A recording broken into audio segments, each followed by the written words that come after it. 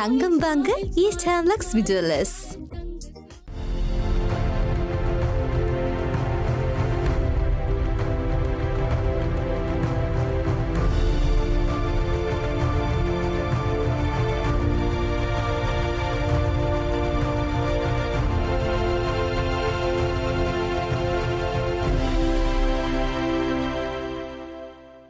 வணக்கம்.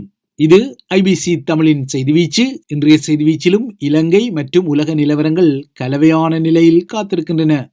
இலங்கையில் இருந்து முறைகேடாக வெளியே கொண்டு செல்லப்பட்டு பதுக்கப்பட்ட ஊழல் பணத்தை மீண்டும் நாட்டுக்குள் திருப்பி அனுப்பி கொள்ள அமெரிக்கா தொழில்நுட்ப உதவிகளை வழங்கிக் கொள்ளும் என வழங்கப்பட்ட உறுதிமொழி ஒன்றை நீங்கள் மறந்திருக்க முடியாது.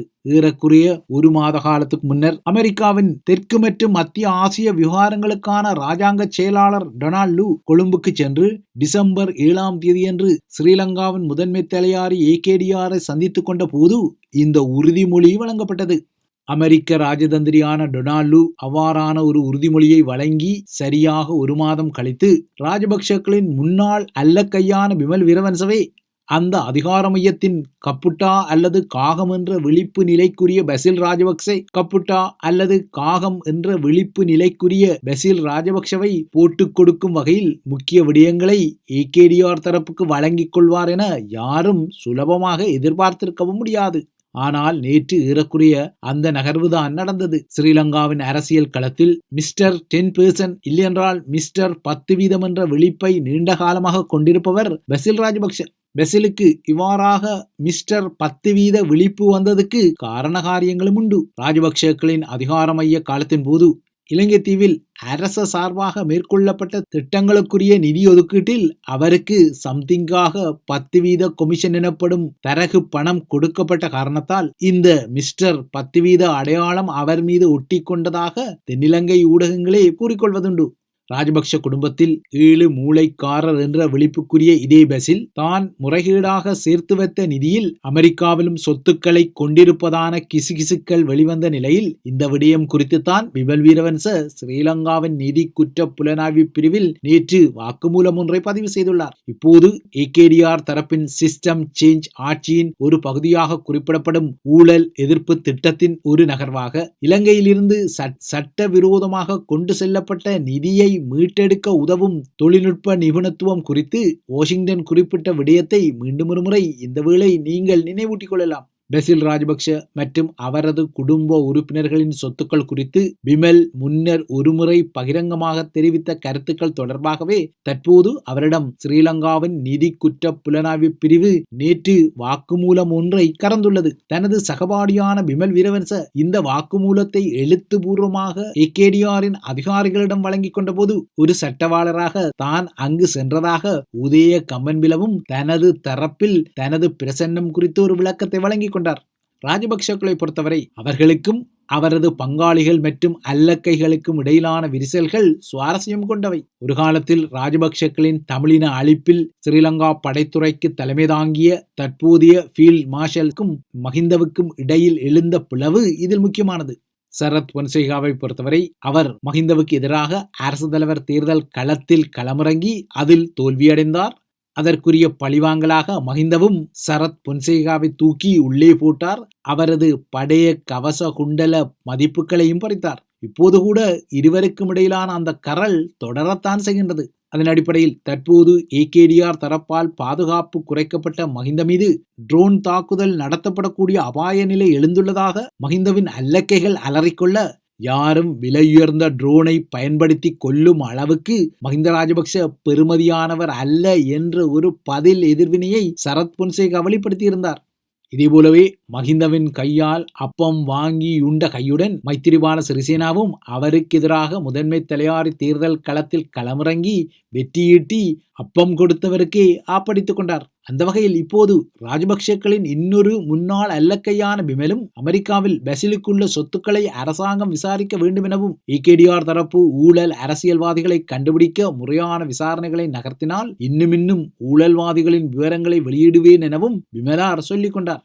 மேலும் சில ஊழல் அரசியல்வாதிகள் குறித்த தகவல்களும் தனது மடியில் இருப்பதாக கூறிக்கொள்ளும் விமல் வீரவன்ச எல்லாவற்றையும் ஒரே நேரத்தில் வெளியிட்டுக் கொள்ள முடியாதெனவும் இப்போதைக்கு பசில் ராஜபக்சவின் விடயத்தை மட்டும் வெளிப்படுத்திக் கொள்வதாகவும் சற்று பிகுகூட காட்டிக்கொண்டார். பசில் ராஜபக்சவை பொறுத்தவரை அவர் அமெரிக்காவுக்கு அடிக்கடி ஓடிச் சென்றாலும் அங்கு அவர் ஊதியம் பெறும் எந்த பணிகளையும் ஒரு காலத்திலும் செய்ததில்லை.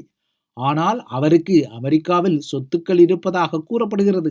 அதாவது அமெரிக்காவில் பசில் ராஜபக்சவுக்கு உள்ள சொத்துக்கள் யாவும் இலங்கையிலிருந்து ராஜபக்ச அதிகார மையத்தின் சார்பாக அவர் ஆட்டையை போட்டு பணத்தில் கொள்வனவு செய்யப்பட்டவை என்ற ஆதாரங்கள் இப்போது முன்வைக்கப்படுகின்றன. அதாவது இலங்கையிலிருந்து கொண்டு செல்லப்பட்ட கருப்பு பணம் அமெரிக்காவில் வெள்ளையாக்கப்பட்டு அங்கு பசிலால் சொத்துக்கள் குவிக்கப்பட்டதாகவும் இந்த சொத்துக்கள் அவரது பெயரிலும் அவரது குடும்ப உறுப்பினர்களின் பெயர்களில் உள்ளதாகவும் கூறப்படுகிறது. இவ்வாறாக உள்ள சில சொத்துக்கள் தொடர்பான தகவல்களைத்தான் தற்போது விமல் வீரவன்ச ஊடாக ஏகேடிஆர் தரப்பு பெற்றுக்கொண்டதாகவும் கூறப்படுகிறது. இவ்வாறாக இடம்பெறும் நகர்வுகளின் நீட்சியாக இந்த தரவுகள் அமெரிக்க அதிகாரிகளிடம் ஒப்படைக்கப்பட்டால் கடந்த மாதம் டொனால்ட் லூ ஏகேடிஆருக்கு உறுதியளித்தபடியே இலங்கையிலிருந்து வெளியே கொண்டு செல்லப்பட்ட ஊழல் பணத்தை மீண்டும் இலங்கைக்கு திருப்பி அனுப்பும் பொறிமுறைக்கு வேலை பெற வேண்டும். இதற்கிடையே சற்று மாத்தி யோசி பாணியில் இந்த விடயத்தை நோக்கிக் கொண்டால் அமெரிக்கா ஏற்கனவே இந்த விடயத்தில் வழங்கிய தகவல்களின் அடிப்படையில் தான் ராஜபக்சக்களின் முன்னிய பங்காளிகளான விமல் வீரவன்ச போன்றவர்கள் இழுத்தெடுக்கப்பட்டு புதிய வியூகங்கள் போடப்படுவதான ஊகங்களும் ஐயங்களும் இருக்கத்தான் செய்கின்றன. எதுவாறோ 2025 ஆரம்பத்தில் நகர்த்தப்படும் இந்த விடயங்களால் எதிர்வரும் ஏப்ரல் மாதத்தில் நடத்தப்படவுள்ள உள்ளூராட்சி தேர்தல் களத்திலும் தமக்கு ஆதாயம் வரும் என நினைக்கும் ஏகேடி தரப்பும் ஒரு கல்லில் 2 மாங்காய் என்ற வகையில் இந்த விடயத்தில் வியூகங்களை போடுவது தெரிகிறது. தேர்தல் நேரத்தில் இந்த விடயத்தில் மக்களுக்கு கிட்டக்கூடிய ஊழல் வெளிச்சங்கள் தமக்கு வாக்கு அறுவடையை அதிகரித்துக் கொள்ளும் என ஏகேடி தரப்பின் கணிப்பு உள்ளது. ஆனால் மறுபுறத்தே சிங்கள மகா ஜனதாவை பொறுத்தவரை தற்போது அவர்களை அழித்துக் கொள்ளும் விலைவாசி அழுத்தம் தணிக்கப்படாவிட்டால் இவ்வாறான ஊழல் வெளிச்சங்களை அவர்கள் அதிகம் நோக்கிக் கொள்ள மாட்டார்கள் என்ற இன்னொரு ஊகம் உள்ளமை வேறு விடயம். அரசியல்வாதிகளை பொறுத்தவரை இலங்கை தீவோ அல்லது அமெரிக்காவோ உள்ளூரோ அல்லது உலக அரங்கோ விதிகள் மற்றும் நியமங்களை தமக்கு தோதாக மாற்றும் அல்லது எதிரிக்கு சகுனம் பிழைக்கும் வகையில் அவற்றை மாற்றிக்கொள்ளும் திட்டங்களை போட்டுக்கொள்வதில் கில்லாடிகளாகவே உள்ளார்கள். அந்த வகையில் அமெரிக்காவில் கூட புதியதொரு கில்லாடித்தனம் வெளிப்படுகிறது. அமெரிக்காவில் எதிர்வரும் 20ஆம் தேதி வெள்ளியன்று தான் பதவியேற்றுக் கொள்ளும் போது நாட்டின் தேசிய கொடி அரை கம்பத்தில் பறப்பது தனக்கு ஒரு சகுனப்பிழை என டொனால்ட் ட்ரம்ப் நோக்கிக் கொள்கிறார். இதனால் தான் தனது பதவியேற்பு நாளில் அமெரிக்காவின் தேசிய கொடி நாடளாவிய ரீதியில் அரை கம்பத்தில் பறப்பது குறித்து அவர் சீற்றத்தை வெளிப்படுத்தி தான் பதவியேற்கும் போது இவ்வாறு அமெரிக்க கொடிகள் அரை கம்பத்தில் பறக்கும் காட்சி குறித்து தனது எதிர் முகாமான ஜோ பைடனின் ஜனநாயக கட்சி மகிழ்ச்சி அடைவதாகவும் கூறிக்கொள்கிறார். அமெரிக்க வரலாற்றில் முதலாக அரசு தலைவர் ஒருவர் பதவியேற்கும் போது அதன் தேசிய கொடி அரை கம்பத்தில் பறக்கவுள்ளமை இப்போதுதான் வருகிறது. இதனால் தான் இந்த விடயத்தை ட்ரம்ப் பெரும் சகுனப்பிழையாக நோக்கிக் கொள்கிறார். ஆனால் இந்த நிலையை மாற்றி தனது பதவியேற்பு நாளுக்காக தேசிய கொடிகளை முழுமையாக பறக்கவிட ட்ரம்பாலும் முடியாது. ஏனெனில் இந்த நடைமுறை 1954ஆம் ஆண்டில் அப்போது அமெரிக்காவின் அரசு தலைவராக இருந்த ஐசனோவர் பிரகடனப்படுத்திய ஒரு நடைமுறையாகும். ஐசனோவர் அன்று வெளிப்படுத்திய அந்த பிரகடனத்தின்படி அமெரிக்காவில் பதவியில் உள்ள அரசு தலைவர் ஒருவர் அல்லது முன்னாள் அரசு தலைவர் ஒருவர் மரணமடைந்தால் 30 நாட்களுக்கு அமெரிக்காவின் தேசிய கொடி அரை கம்பத்தில் பறக்க விடப்பட வேண்டும் என்பது கூறப்பட்டது. அந்த நடைமுறைப்படி கடந்த மாதம் 29ஆம் தேதி மரணமடைந்த முன்னாள் அரசு தலைவர் ஜிம்மி கார்ட்டருக்காக எதிர்வரும் 29ஆம் தேதி வரை அமெரிக்காவில் அதன் தேசிய கொடிகள் அரை கம்பத்தில் பறந்தே ஆக வேண்டும். ஆனால் இவ்வாறு அமெரிக்க தேசிய கொடிகள் அரை கம்பத்தில் பறக்கும் நாட்களுக்குள் தான் டொனால்ட் ட்ரம்பின் பதவியேற்பும் வருவதால் அவரது பதவியேற்பு நாளன்றும் அமெரிக்காவின் தேசிய கொடி அரை கம்பத்தில் தான் பறக்கும். ஆனால் தனது பதவியேற்பை பெரும் களிப்பாகவும் அமெரிக்காவுக்குரிய முன்னுரிமை நிலையாகவும் நோக்கிக் கொள்ளும் அந்த நாளில் நாட்டில் தேசிய கொடிகள் அரை கம்பத்தில் பறப்பதை ஒரு பெரும் சகுனப்பிழையாகவும் தனக்குரிய நேரடி அடியாகவும் நோக்கிக் கொள்கிறார்.